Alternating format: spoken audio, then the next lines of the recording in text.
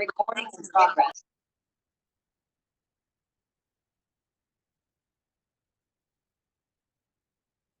Assalamualaikum warahmatullahi wabarakatuh. Shalom, Om Swastiastu, Namo Buddhaya, Salam Kebajikan. Tabi pun. Baik, kami dari kelompok 2 pembelajaran mesin akan melakukan presentasi dengan judul penerapan metode kernel pada dataset OPP.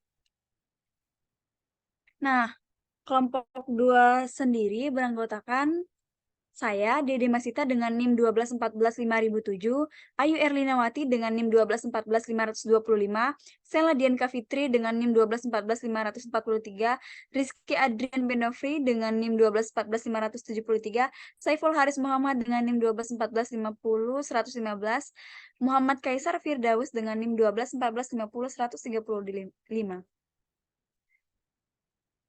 Nah, pada era perkembangan teknologi saat ini, pembelajaran mesin menjadi bidang menarik perhatian karena kemampuannya dalam menghasilkan model prediktif dari data.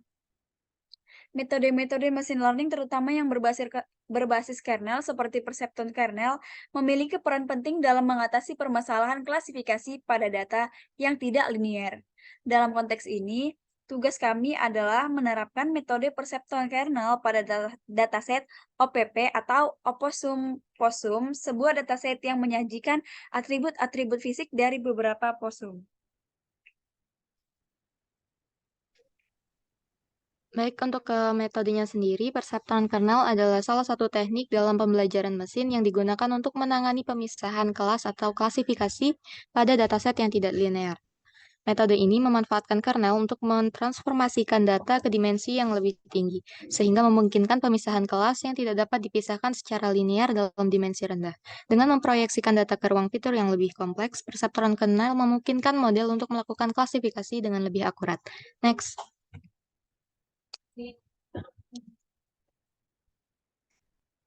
Berikut merupakan flowchart dari kelompok kami, bisa dilihat pada slide. Next. Selanjutnya ke hasil pembahasan, di sini kita mengimport library yang akan kita gunakan. Selanjutnya juga kita mengimport data dan membacanya, dan menampilkan 5 baris data teratas. Oke, selanjutnya adalah data cleaning dan feature engineer. Di sini kita melihat pre-processing data, lalu kita membuat dev info untuk melihat informasi terhadap dataset yang digunakan. Next. Nah, selanjutnya ada data labeling. Dapat dilihat di sini kita menggunakan sklearn pre-processing untuk menampilkan label encoder, lalu didapatkan hasilnya seperti pada gambar.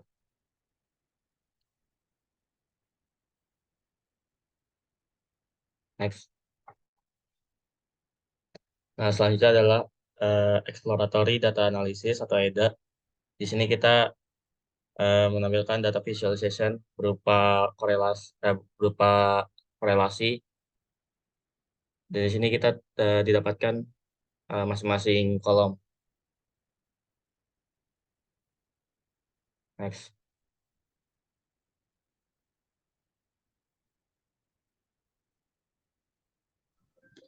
Selanjutnya kita melihat tabel korelasi menggunakan heatmap, terlihat variabel yang korelasi antara variabel lain dan tidak. Next.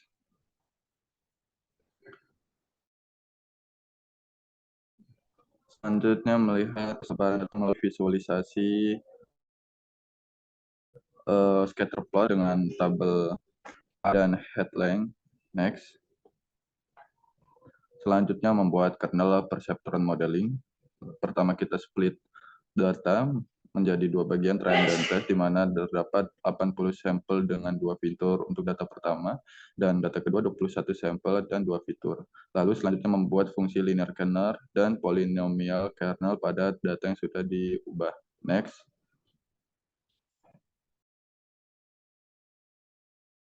Oke, selanjutnya kita akan masuk ke kernel perceptron. Nah, di sini kita menggunakan fungsi kernel perceptron dengan inisiasi jumlah pelatihan T dan vektor alfa sebagai vektor 0 dengan panjang T. Kita menggunakan kernel linear Dan setelah itu melakukan pelatihan dan update vektor alfa saat adanya salah prediksi. Kemudian dilakukan perhitungan hasil prediksi pada data uji dan data pelatihan yang ada. Kemudian masuk ke kernel polinomial. Di sini kita melakukan iterasi pelatihan dan update vektor alfa saat adanya salah prediksi seperti tadi, dan juga melakukan hitung prediksi kembali pada data uji serta data pelatihan. Selanjutnya kita akan mengembalikan vektor alfa,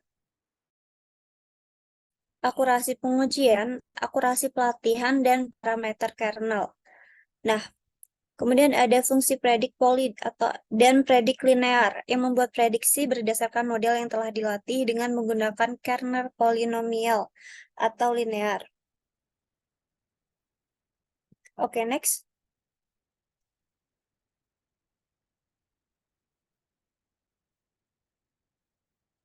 Nah, di sini ada fungsi predik yang digunakan untuk memanggil prediksi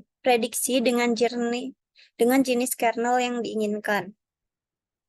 Nah, selanjutnya fungsi akan di-return ke predik linear serta predik poly.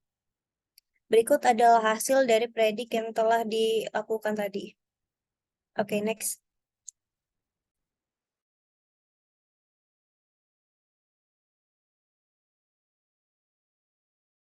Selanjutnya ada linear SVM klasifikasi dan analisis modelnya.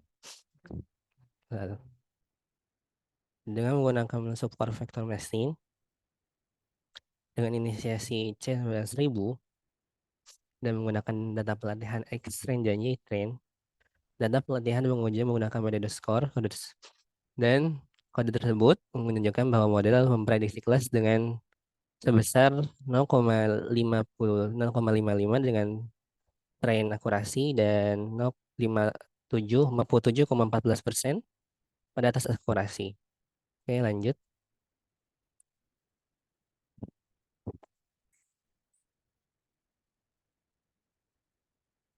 Selanjutnya adalah fungsi visual, di mana kita membuat fungsi make mask script dan plot contour.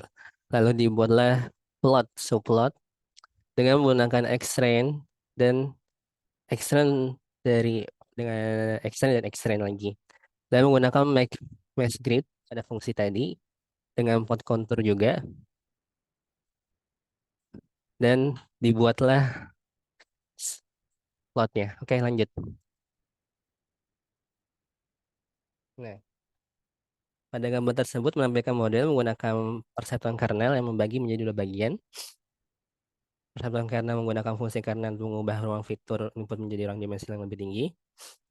Dan bentuk spesifik dan orientasi permukaan keputusan akan bergantung pada parameter fungsi kernel dan bobot yang dipelajari oleh perseptron kernel. Oke, lanjut.